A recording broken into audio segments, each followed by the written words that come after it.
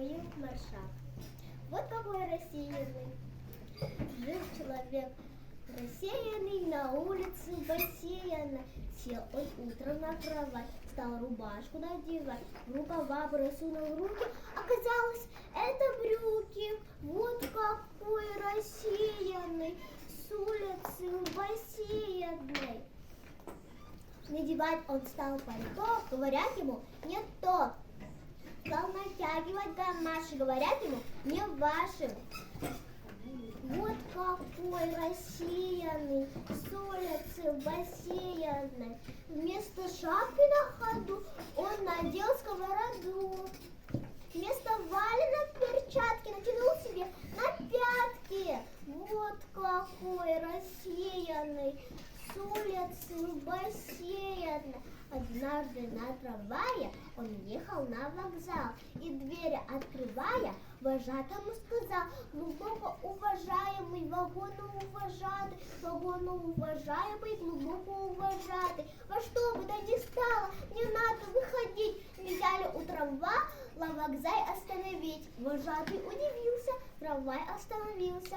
Вот какой рассеянный с улицы бассейной. Побежал он в буфет покупать себе билет, а потом помчался в кассу покупать бутылку квасу. Вот какой рассеянный с улицы бассейна. Побежал он на перрон, влез в оксепленный вагон, принес узлы и чемоданы, просовал их под диван, сел в углу перед окном и заснул спокойным сном.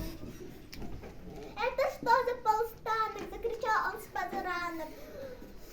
А с платформы говорят, это город Ленинград. Он опять поспал немножко и опять взглянул в окошко, увидал большой вокзал, почесался и сказал: это что за станция?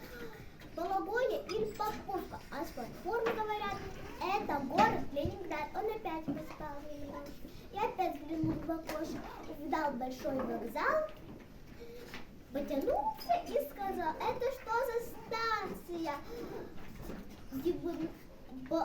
Дибуны или Ямская? А с платформы говорят, это город Ленинград. Это что за шутки? Еду я вторые сутки, а приехал в Ленинград. Вот какой рассеянный с улицы бассейна.